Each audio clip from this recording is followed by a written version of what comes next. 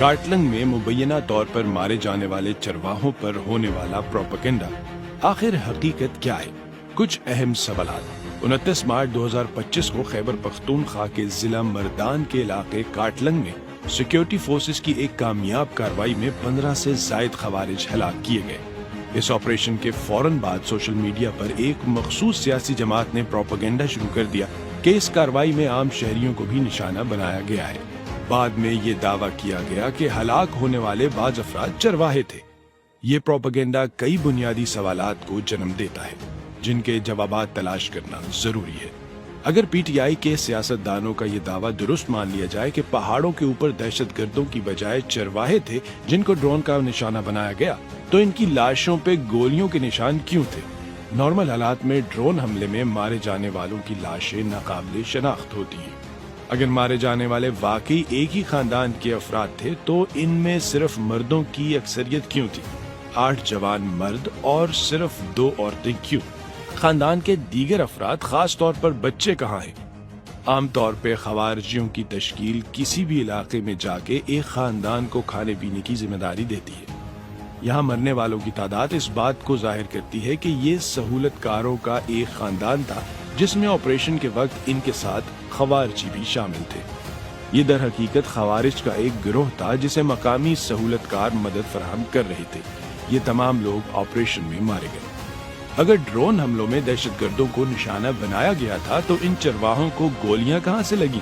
کیونکہ ان کی ہلاکت کی بنیادی وجہ گولیوں کے زخم بتائے جا رہے ہیں۔ لاشوں کا پوسٹ مارٹم کیوں نہیں کروانے دیا گیا؟ اگر یہ واقعی ہی چرواہے تھے اور ڈرون حملے میں مارے گئے تو ان کے مرے ہوئے مویشی کہاں ہیں؟ کیا کوئی بھیڑ، بکری یا کوئی دوسرا جانور زخمی ہوا؟ اگر نہیں تو یہ کیسا ڈرون حملہ تھا؟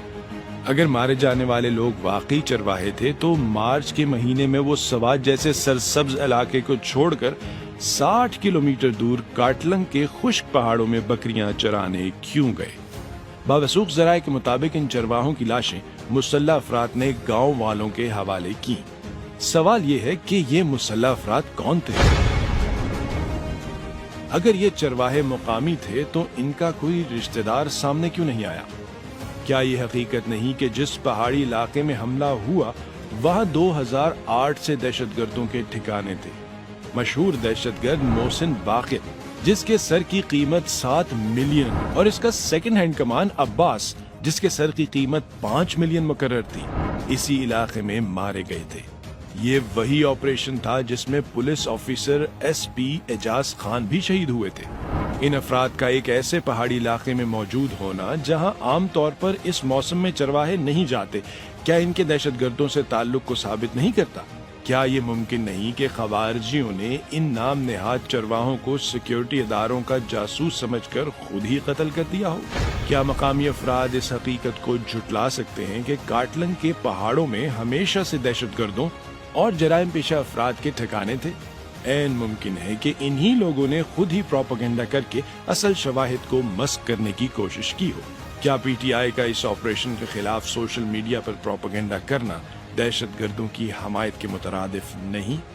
کیونکہ یاد رہے کہ پی ٹی آئی کے لیڈرز بشمول وزراء اور وزیر اعلیٰ دہشت گردی کی جنگ میں خیبر پختونخوا کے شہید ہونے والے پولیس اہلکاروں کی نماز جنازہ میں شرکت نہیں کرتے۔ حتیٰ کہ 30 جنوری 2023 کو پولیس لائن پشاور میں 84 پولیس اہلکار شہید ہوئے جن کی نماز جنازہ میں نہ ہی عمران خان نے شرکت کی اور نہ ہی پی ٹی آئی کی صوبائی لیڈرشپ نے۔ کیا پی ٹی آئی دہشت گردوں کے خلاف ایک کامیاب آپریشن کو سیاسی رنگ دے کر عوام میں ریاستی اداروں کے خلاف بد اعتمادی پیدا کرنا چاہتی ہے؟ کیا پی ٹی آئی کا یہ رویہ دہشت گردوں کی سہولت کاروں کو پہچاننے اور سیکیورٹی فورسز کی قربانیوں کو نظر انداز کرنے کے مترادف نہیں؟ یہ وہ تمام سوالات ہیں جو جوابات کے متقاضی ہیں۔ اس وقت پاکستان ایک نازک دور سے گزر رہا ہے جہاں ریاستی ادارے امن و استحکام کے قیام کے لیے قربانیاں دے رہی ہیں۔ ایسے میں دہشت گردوں کے بیانیے کو تقویت دینا اور ریاستی اداروں کے خلاف پروپیگنڈا کرنا کسی بھی صورت قابل قبول نہیں۔